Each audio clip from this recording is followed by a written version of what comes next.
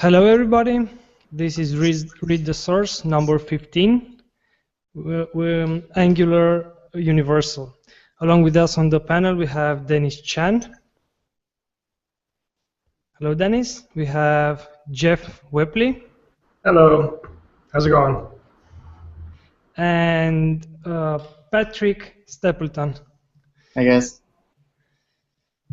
Thank you very much for joining us, and yeah, it's your take. Cool. All right, so I think we could share my screen and then I'll do a walkthrough. All right, do you guys see this? Yes. All right, so well maybe we'll work backwards. So like here's the universal starter repo, and the first thing that you need to know about server rendering is the server itself.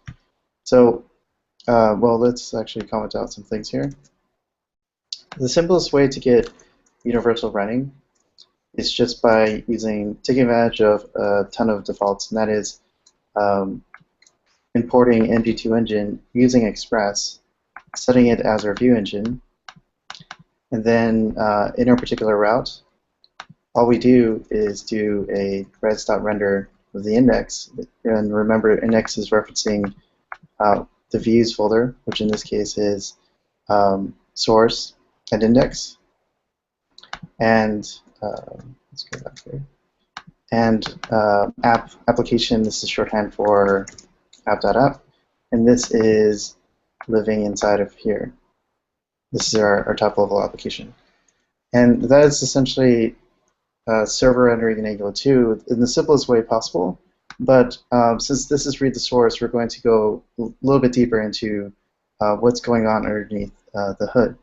So the second thing that you may have noticed if anyone played around with the repo is that there's some problems with the router and getting it working.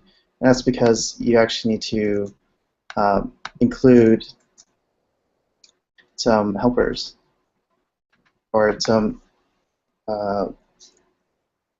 DI helpers. So the thing about Angular 2 is that we have this thing called dependency injection, which allows us to couple the framework by interfaces.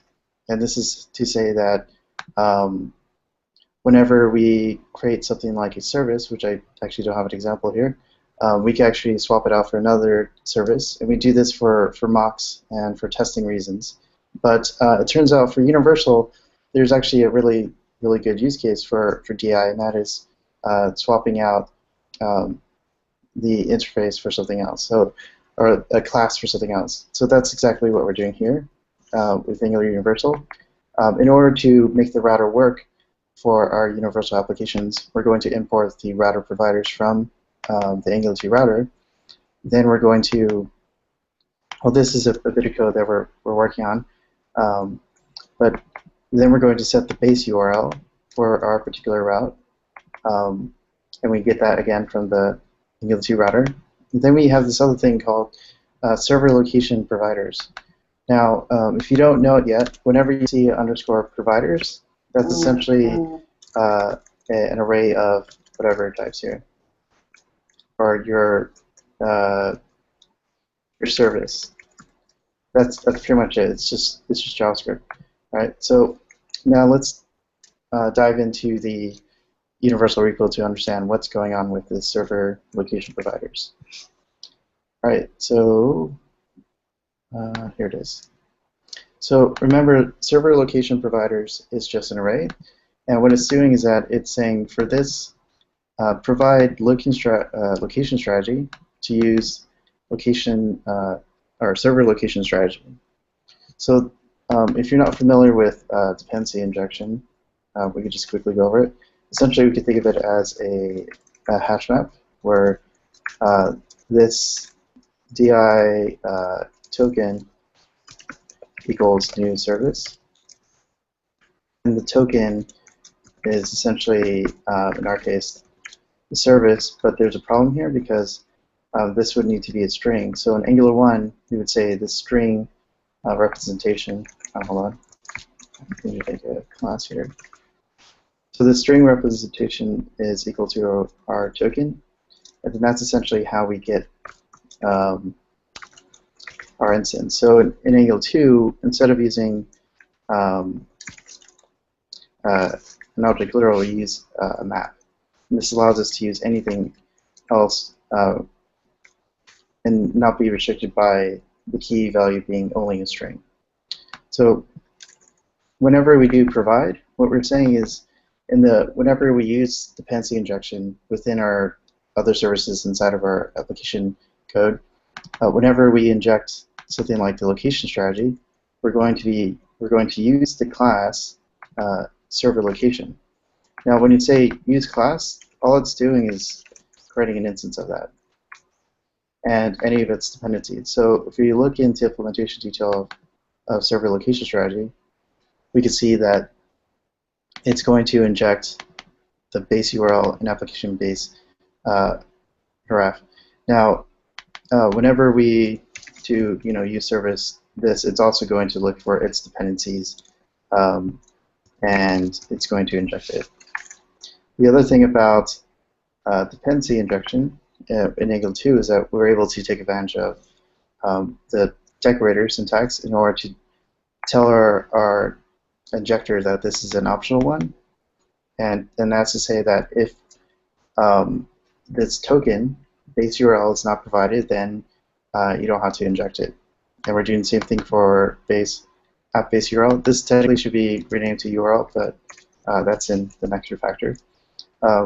And this is essentially how we change the strategy on the server to, again, like mock the location that we see on the client. So if we go back to our implementation, this is how we essentially say that for the server, whenever we refresh, you can see that everything kind of works here. If I click home and do refresh, I mean, you can't really see like the difference because we're doing server rendering, but say that we have this helper here to actually turn off server rendering and give me a moment to actually compile the code, but or actually turn off the client's code.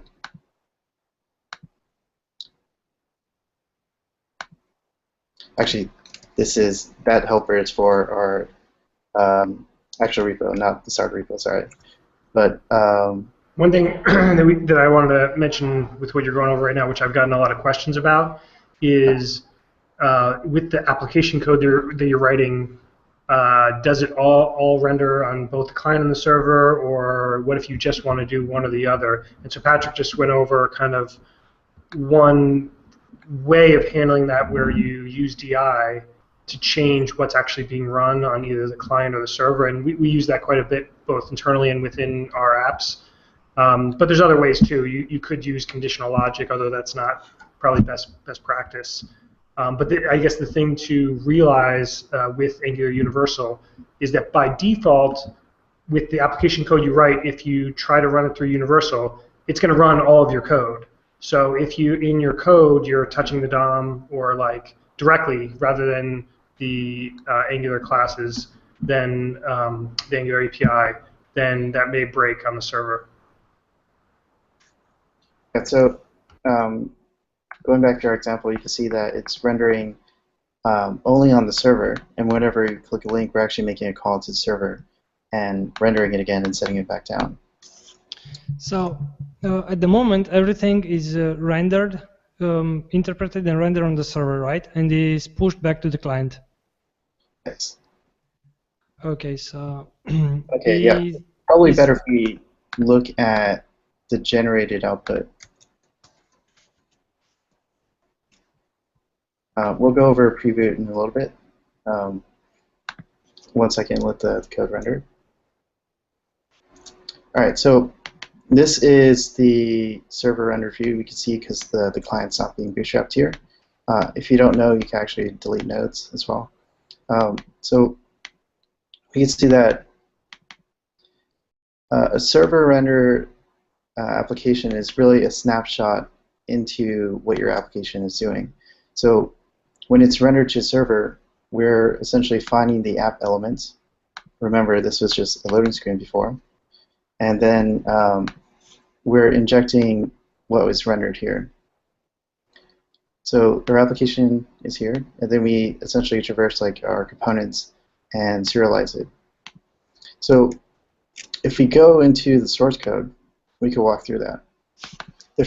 One of the first things that's hidden away from you is the implementation detail. So in our Express engine, what we're really doing is just reading a file and then doing a render to string.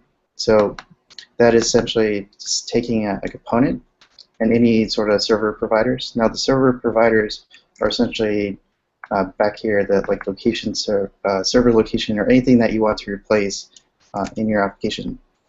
And all right, ignore this because that will be presumably fixed in the next beta.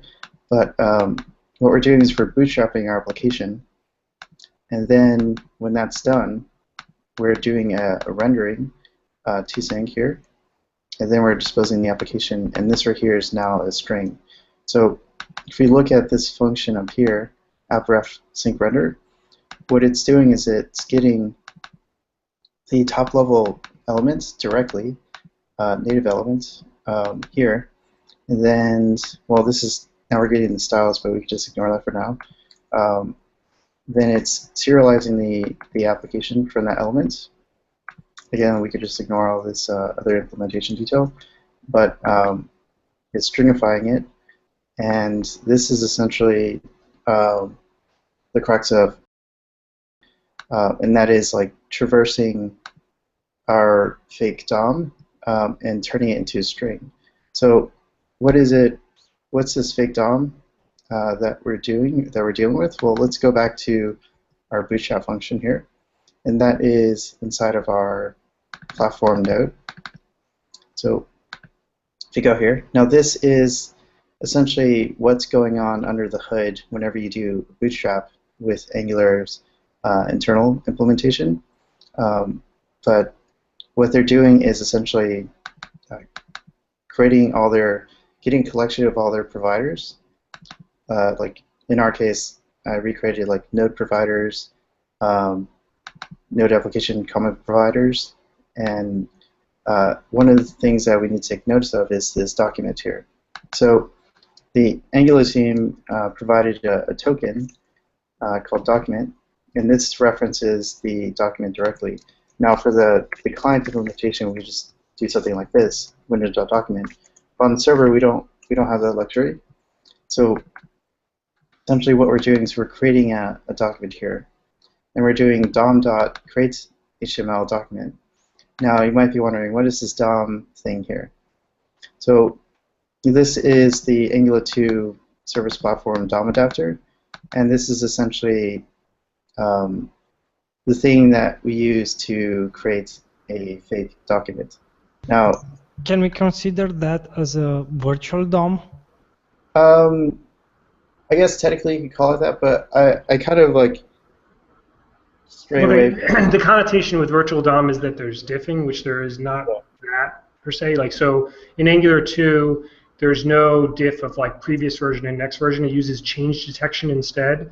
But from the sense that there is an internal representation of the DOM, then yeah, it is. You can. I mean, so that's why we kind of sometimes call it like a virtual DOM, but without the diffing. Yeah. So let's go over how HTML works. So whenever the browser sees this, what it's doing is that it's creating like now I don't know if these are the correct types, so I'm just making them up at the moment. But what it's really doing is it's creating an element, and then when it sees this, it's creating a new like HTML element, and then here it's doing the same thing where it's creating like a new head element, and then it's saying like say for this one, it's creating a like new title element, but this is like a child of this. So now again, I'm just like mocking this up. But essentially, like when the document gets bootstrapped, it's actually creating a JavaScript implementation, and this could be also considered like this is the internal like rendering tree of the document. And essentially, what we're doing is we're recreating these element types with our own version, and that's kind of what's going on under the hood. So rather than like parsing string value, what we're doing is we're just like skipping that step and creating the document ourselves with our DOM adapter here.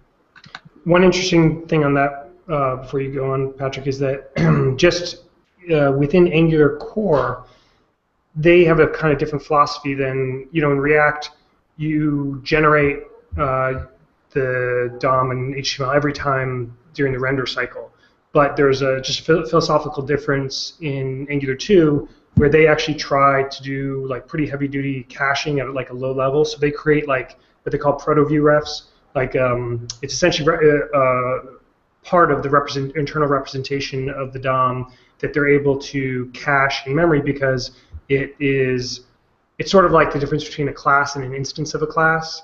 So the class is like a type, and so they are able to define different types within your HTML, like your template, and that they're able to store and then kind of reuse to make rendering faster in certain use cases. Yeah, so again, like when we're creating a class in Angular 2, it's essentially doing the same thing here, where we go back to our Angular application. You can see that Angular is doing the exact same thing. First, it allows the browser to create its own like element here, and it just like attaches any kind of behavior that it wants to it. But whenever it sees something like a router link, now remember that the internal representation is router link, and it's creating a new instance of that and attaching it to the property of a tag. So excuse my TypeScript here, but like we could kind of think of this as like new A elements, right? That has, or we'll just write it up here. So we have A equals new A elements, and then we're saying A dot router link equals new router link. So whenever we see this like bracket notation, we could think of it as the same thing. And that's essentially what is going on, is that whenever this component is created, it's also like reading the template and rendering it and creating its elements. That's why like Angular is just simply a compiler, because the browser comes in and creates its elements, and then it ignores all the Angular stuff because it doesn't know what to do with that. And then Angular comes in, it ignores all the browser stuff because it doesn't know what to do with that, and then it creates the Angular 2 version of its elements, which are directives. This is why we also specify our directives in this list, because we're saying what directives live in this template. So something like this directive I made up here, xlarge, what it's doing is that it's looking for this directive xlarge, and that's because we have a selector here. And if you don't know, this is just a CSS selector of like bracket saying we need the attribute. And if you don't know, like a selector is really just a document like query selector. And the other thing that we should probably take note of is how we achieve rendering both on the server and client if we're working with this virtual DOM per se, and that is interacting with the renderer directly. So you can see that, remember that I went over the extra large here, we're specifying your template, so that way Angular 2 can make it. And remember that in order to make a template, we just, like, Angular internally just makes this like an instance of it. So in order to change this, in order for us to ensure that our directives work in both server, client, and even web worker, we have to interact with the renderer. Now, before I go over the renderer, let's just look at the syntax. So we're saying renderer, set element style to element native. We're setting the font size to extra large. So we can think of it as el dot like styles dot like font size equals extra large, right? And that's essentially what's going on. But we don't edit the element directly because we have to notify the renderer and hook it to what it's doing there to ensure that our changes are reflected. So, question? I have a question regarding this. So, will the changes are pushed from the server to the client? Okay, is the entire DOM representation pushed from the server to the client, or if necessary, only chunks of the DOM?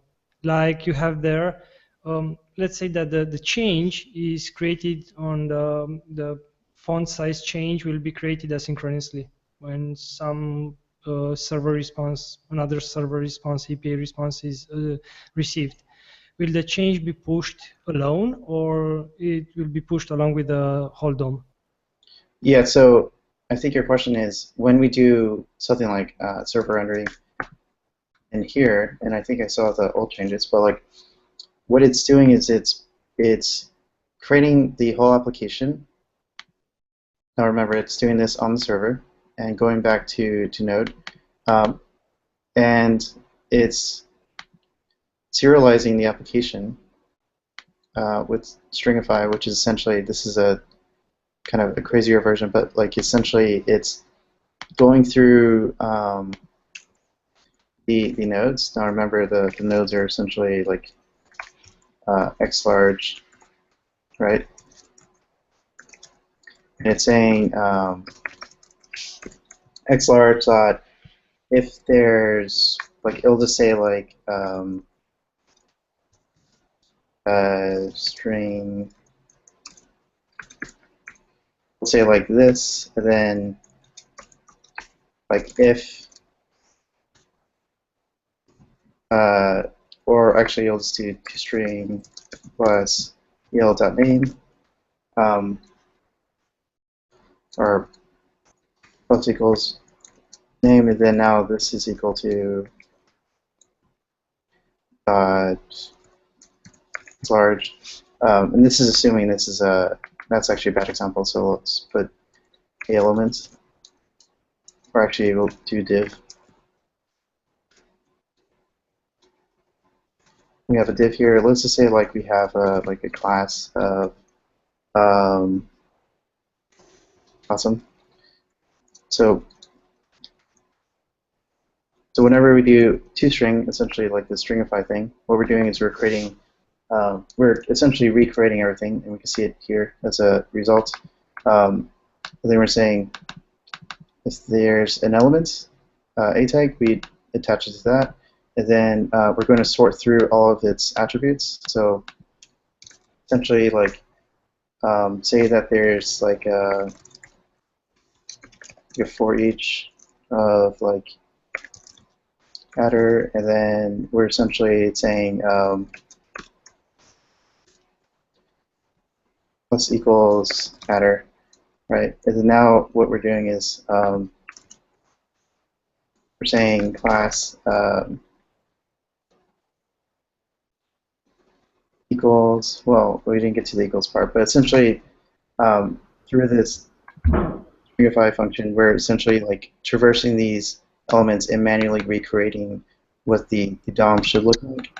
But one thing we should point out is that, which I think is touching on what your question is that, you know, at this point we have the element that has like the fully rendered like DOM essentially, and it's just a matter of stringifying it. The hard work really is done more in core earlier than this, during the bootstrap process, where it's actually doing all of the rendering. And on the server side, I think one of the things, maybe, I don't know whether or not you meant to touch on this or not, but typically in client-side applications, there's like asynchronous operations. But on the server side, that makes things tough, right? Because if you're not resolving on promises or like waiting on them? Like, how do you actually deal with like a set timeout in your component or something like that? And so Patrick can maybe add to this as well, but basically during the Bootstrap process, we wait for one change detection cycle. So it goes through, whether, I don't know if you guys know this, but one really awesome thing about Angular 2 is that it does asynchronous module loading at each of the components. And so it will wait, during one change detection cycle for it to make its changes, and if there's like a timeout, set timeout, or whatever else. The one thing that's trickier is if you actually don't do like a set immediate, you like have it for like set timeout 30 seconds, or you do a fetch that could take a longer period of time. So for the like longer than 30 seconds thing, I think that actually won't render on the server, if I'm right, and Patrick can correct me. But for the fetch thing, we basically hook into HTTP and count the number of HTTP calls during the render. And so as long as you are calling HTTP as part of the initial render of the component, it will wait for the response from those HTTP calls before it kind of returns back. Clear. Cool. Now, going back here. So we can see that we create our fake document, and we're getting the selector of the top level component. And this directive resolver is just getting the annotations. And then we can see that we're just doing a selector there. And then what we're doing is we're creating an element, again, going through our DOM adapter. And we're doing, so this is, you could kind of think of it as like document dot like create element. That's essentially what it's doing. And then now we're saying DOM.append child. So we're appending the element that we just created with our selector. Now this is just an empty app. Doesn't do anything. And we're appending to our fake body that we just created. So we essentially recreated this element here, or this document, where it's just an empty document representing these. And we created an element, and at the moment we don't have that. We just have an empty div, essentially. So that's now our document here. Now the other thing about our implementation is that we're able to, again, like swap out our interfaces for server versions. So inside of our Node application providers, we are providing for the XHR token the Node XHR implementation. Now this is the Node implementation of doing just a get, and this is just Node. But so long as our interfaces are correct, and whenever we do a template URL in our application, it's actually using this service, and then we're just using Node to get the elements, and then we're just resolving it when we're done. And this is like one of the reasons why like we would use DI again, is because we could swap interfaces more so for universal. And the other thing is our Bootstrap function here.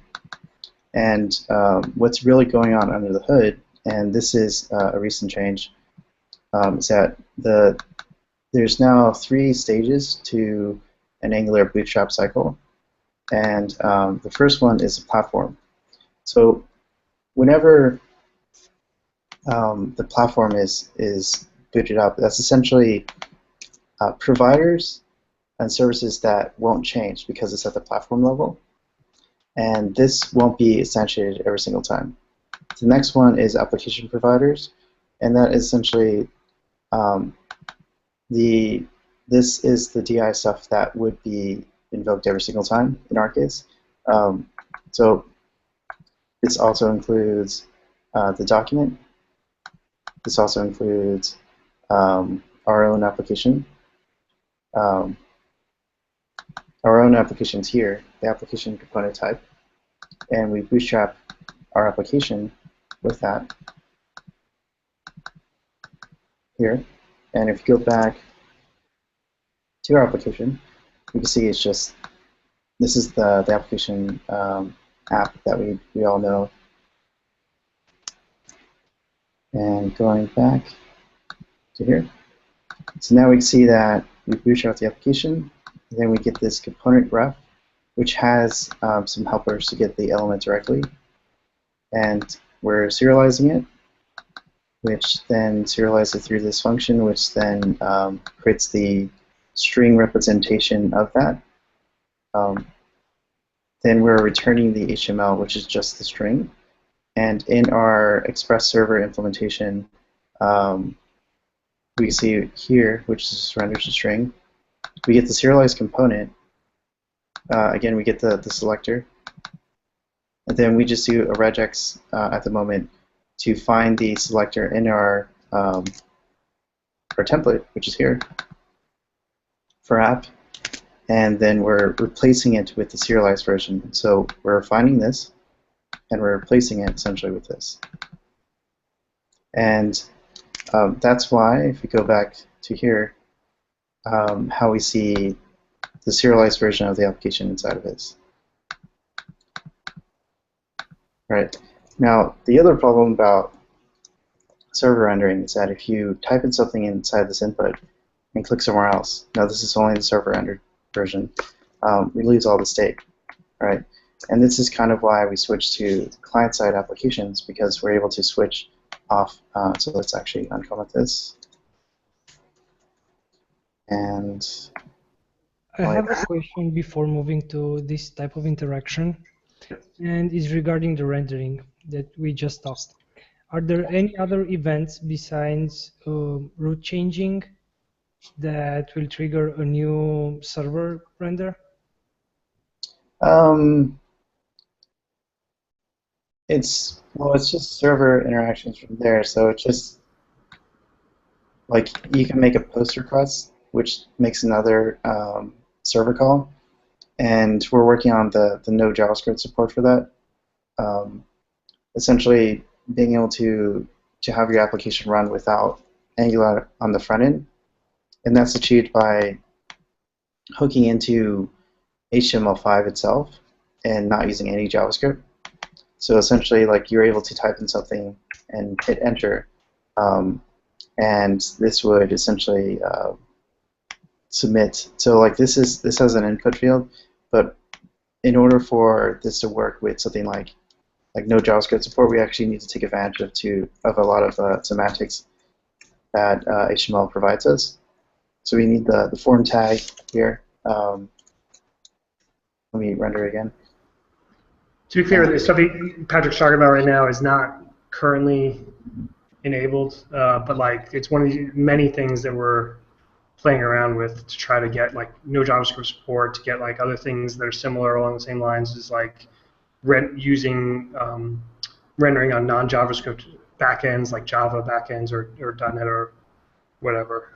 So there's a whole bunch of stuff that's sort of works a little bit, but isn't fully supported. That's more for the future. Yeah, what was it? Action like get method. Oh, no, this is the URL method get. So in order to get like no JavaScript support, essentially this is one of the crux of like reasons why you would do server rendering is for no JavaScript support, and that is essentially making server calls to the server and having the changes happen. Actually, hold on. Actually, let me turn this off.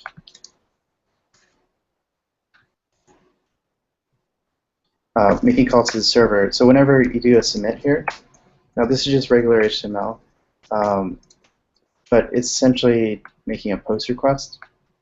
Or in our case, I think I put a get. Yeah, it's a get. Yeah, I think I put a get in here. Should be a post.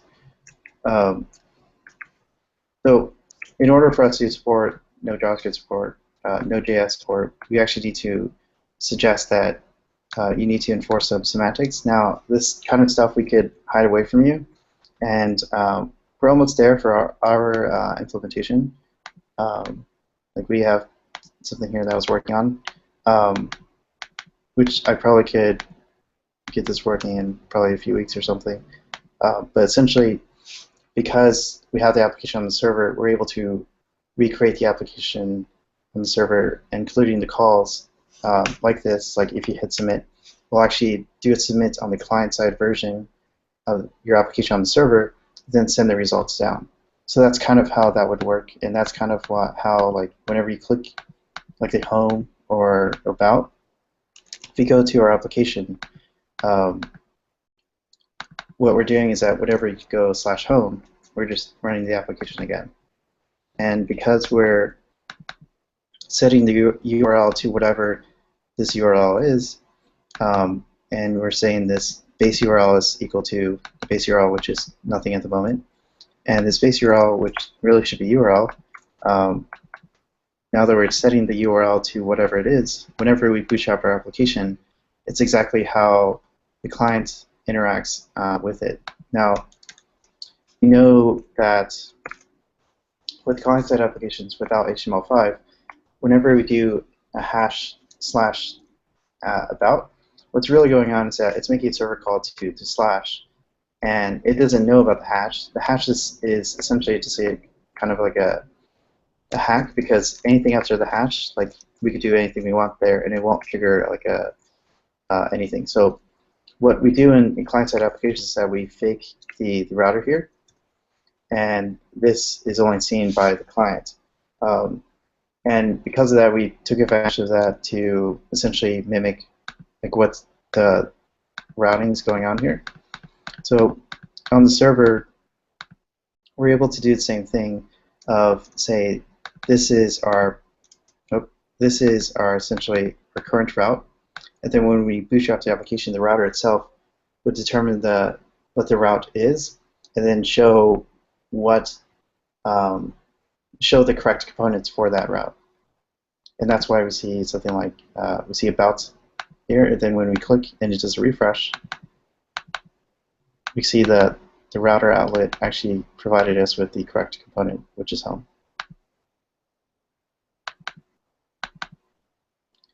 Now, the other thing about server rendering is that when you have something rendered on the server, and hold on, I actually need to throttle this. When you have something on the server being rendered, and you're like, cool, this is awesome, I have input fields, I'm going to start typing something. Now, okay, maybe I throttled it too much.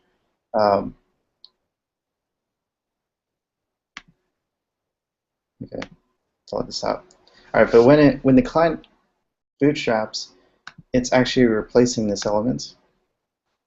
So if we actually, okay, no throttling, refresh, if we look at this, we can see that our elements are replaced. And we know that because when I refresh, which is now, it kind of collapses. So, and that's because the elements are rendered. That's probably better. And then the client kicks in.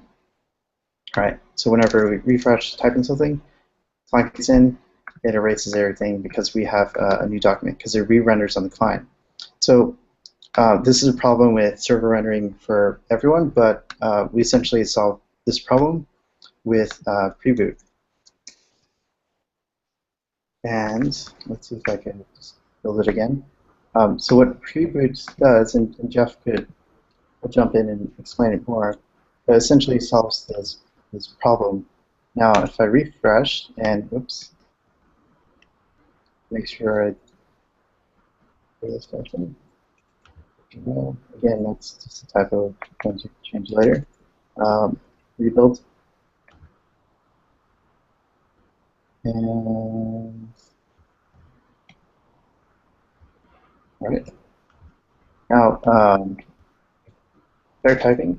You can see that I still have the values here after it bootstrapped, and we're working on making it completely seamless to the user. So say that I might delete some of this stuff now. Refresh.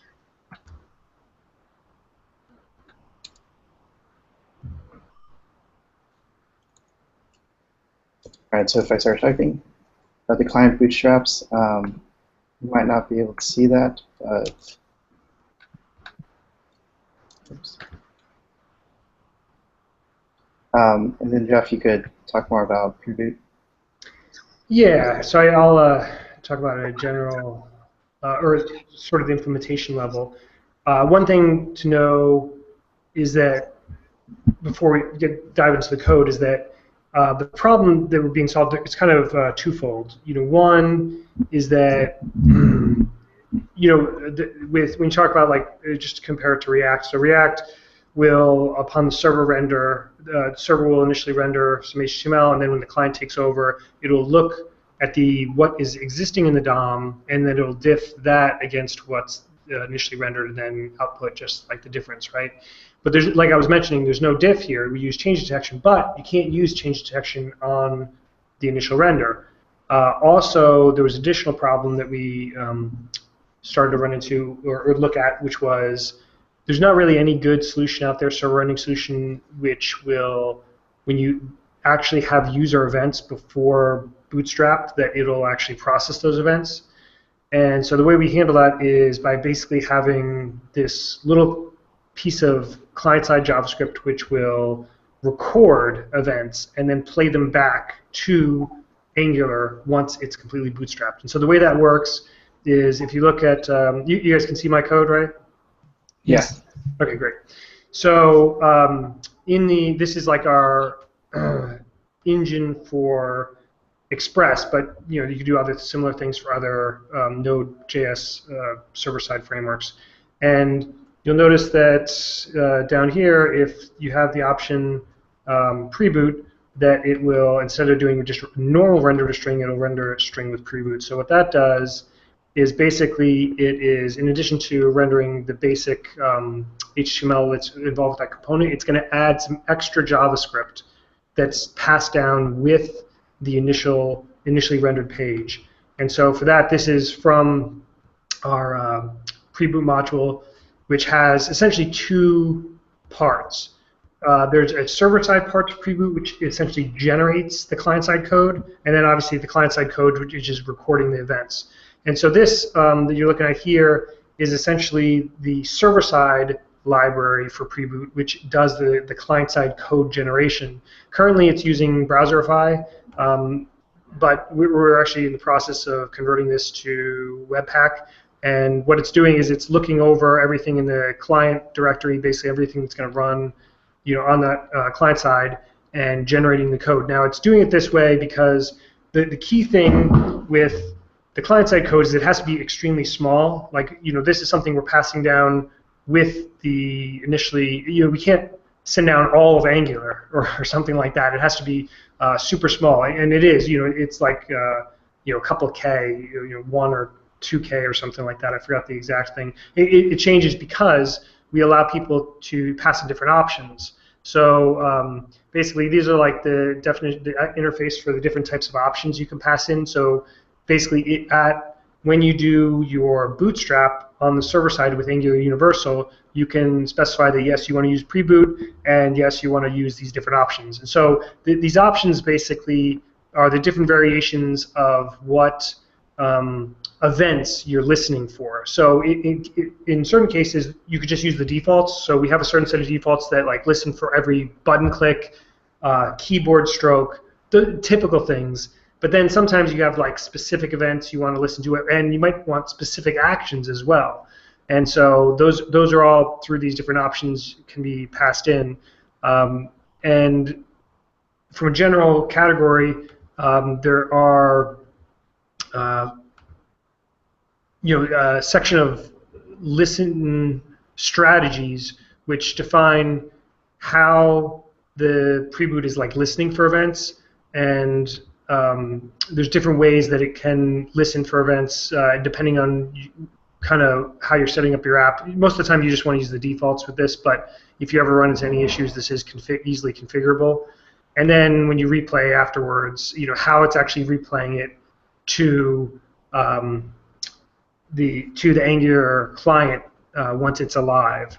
But the basic gist is that any event that the user can do, you have the option of either just recording it and playing it back, or the one other thing you can do is you can have like some type of immediate action. So like this one I'm just bringing up quickly. So this is an example of like an immediate action that you just want something super simple that occurs when a user does something. And so for one of the defaults we have set is that when a user clicks a button, that a really simple spinner, like an overlay gets added to the page, and we add like this super simple spinner. The reason why we did this just as like a default is that most of the time, and there's discussions about this, we may change this or remove this as a default or whatever, but most of the time when you have like a button click event that you actually want to handle, you sort of do need the client side to fully be there and handle it completely. Obviously, once we have the no JavaScript thing, working fully, maybe we'll have other options as well. But that's basically the gist there. And the only last piece I was going to mention for this, Patrick sort of alluded to, is that once the client-side bootstrap occurs, it notifies the Preboot library that the client bootstrap is done, and then it basically switches buffers. So like Preboot will set up, just like on in game development or something like that, where you have like an off-screen buffer, like the server-side div that the app root is what you're viewing once the page initially loads, and the client side is actually building in the background an off-screen div that you don't, like a hidden div, and then once Preboot sees that the client side is done, it'll basically just switch those and then remove the server root altogether. So yeah, and that's pretty much it for Preboot. Did you guys have any questions on that? Yes, I think I do have one. So going back to the example that Patrick showed us with the automatic refresh or Preboot example, what is the throughput? What is actually sent to the server, the content? I'll switch to. All right, do you see me now? Yeah, I switched to your screen so everybody can see. Yeah, so this is what we're essentially going over, and that is like when Preboot kicks in, what it's really doing is it's inserting. There's two elements that's going on here. One of them, which is the one that's generated by the server here. This is where we're maintaining the buffer. And this value here is actually maintained inside of this element. And we can see that here. If we could, that's how you get a direct reference to the element. But we have a mock or buffer or skeleton. Some people are calling this like skeleton application here. This is the skeleton application. And this is our real application. When the client bootstrapped, it's going to essentially do display none, or remove this whenever it's done. So what Preboot is doing is it's setting down some optional CSS for loading purposes.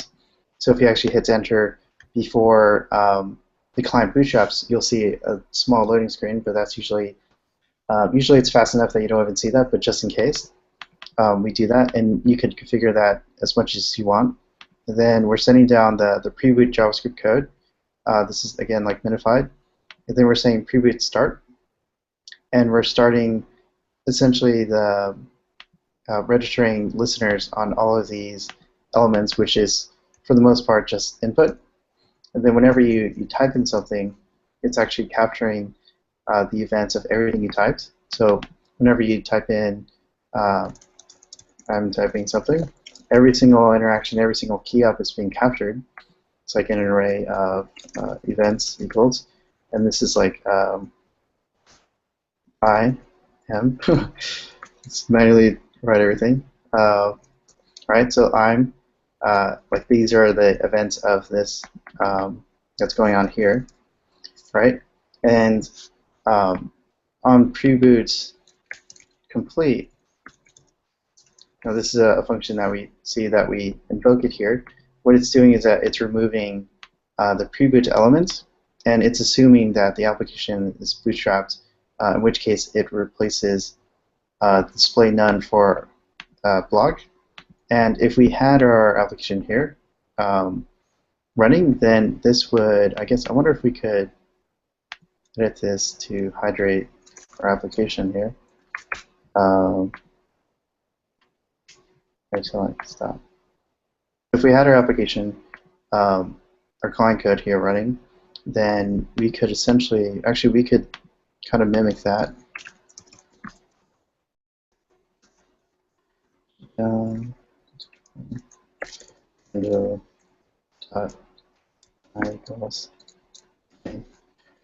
Cool. So what we're doing is we're attaching the this main function to window.high. And if we refresh again, we can see that, again, we're brought to the skeleton application where we're able to type in something, say hi, and then we see our application here, which is display none. Now, whenever we do a preboot complete, oh, oops, I forgot to invoke hi. Hi, that's fine. That's because I got an error with TypeScript. All right, don't do this at home because it's super hacky. Let me compile again. Oh wait, that's why it didn't work. All right, so hold on, let me actually, okay. So now we have our application loaded, but it's not being bootstrapped until we invoke this function, right? So what we're doing is we're manually walking through the process of bootstrap. So what happened now is that the application is rendered on the server, and Preboot's kicked in and actually injected itself in here, injected the loader styles, and it started it itself. So it's now capturing events. So if I type in hi, and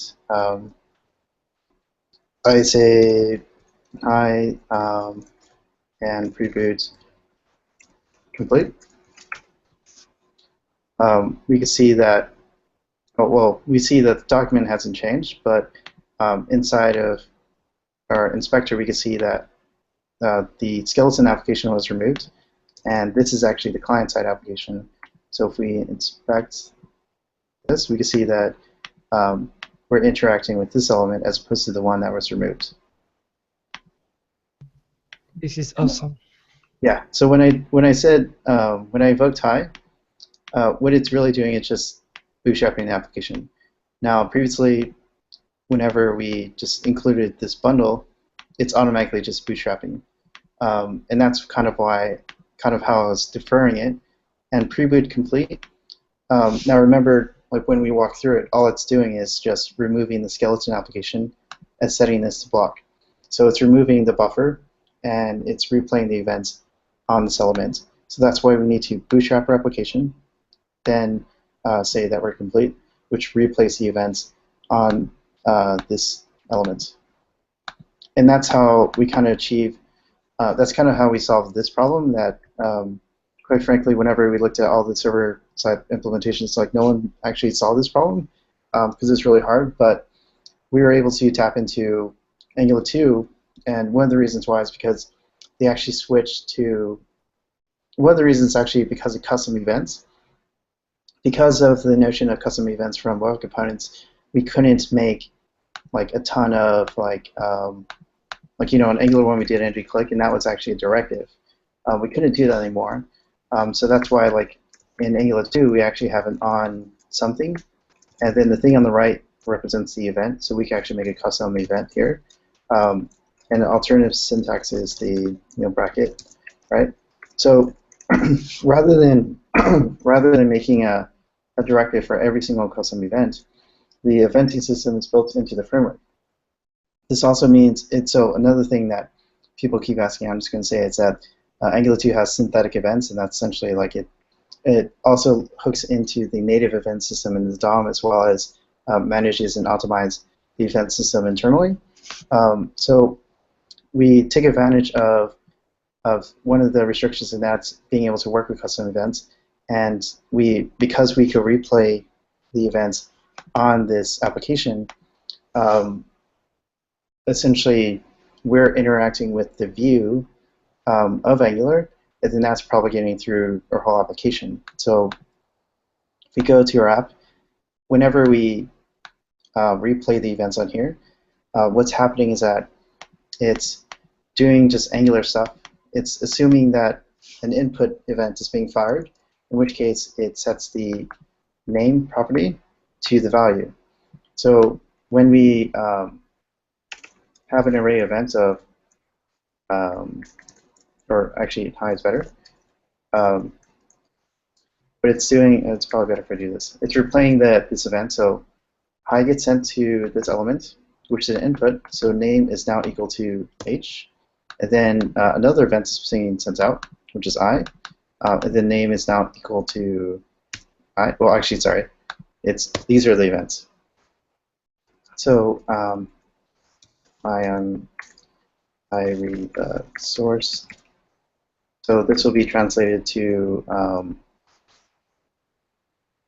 It's kind of tedious now. Yeah, we've got the idea. We got the idea, but like essentially the events are being played every single time, and it's overriding it every single time until it actually reaches like I read the source, and that's how we are able to maintain this buffer and maintain this essentially the input fields on the client side. Cool. This is impressive.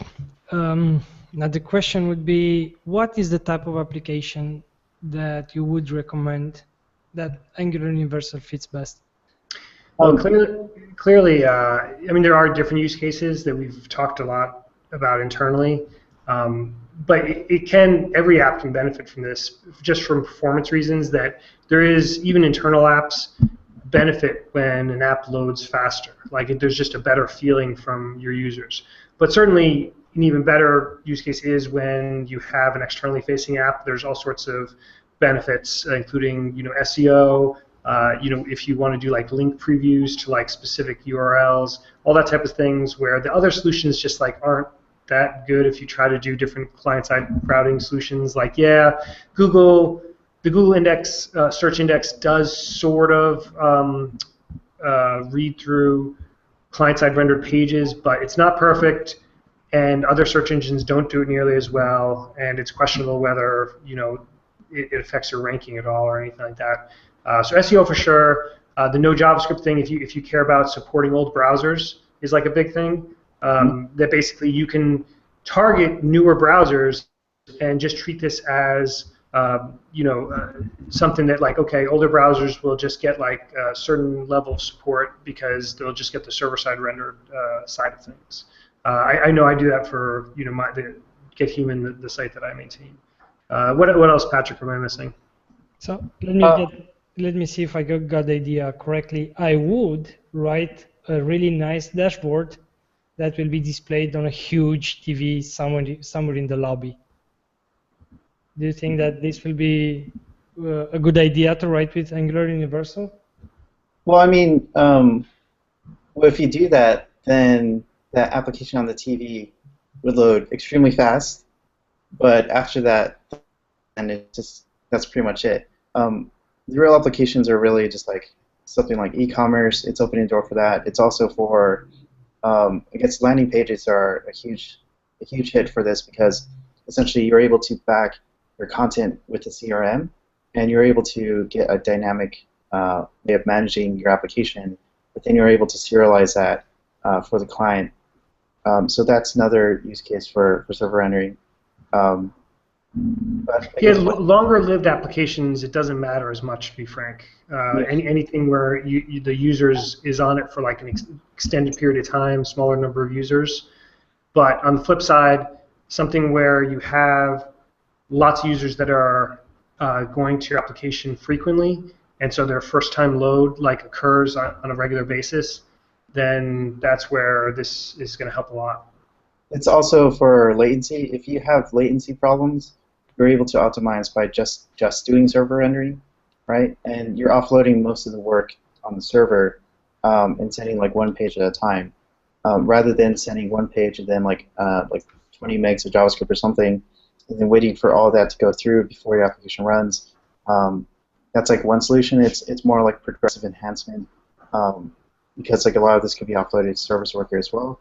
But we haven't got service worker yet. But yeah,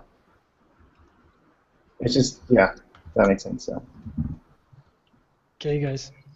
Thank you very much. I think, do you have anything else, or should we wrap up? Nope, that's it. Make sure you watch Angular Air. Patrick and I are both on host Angular Air, so that's on a weekly basis on Tuesdays. But other than that, you can follow us. Also, Angular Universal, GitHub/Angular/Universal is the repo. Yep.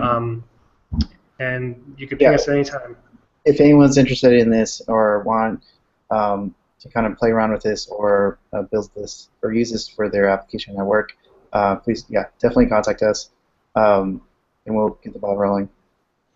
Great, guys. Thank you very much.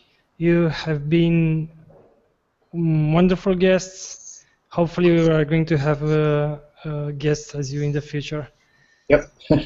Thank you. Have a great day. I'm going to stop the broadcast now. Thank you very much for the viewers that were participating in this. Bye, guys. Yeah.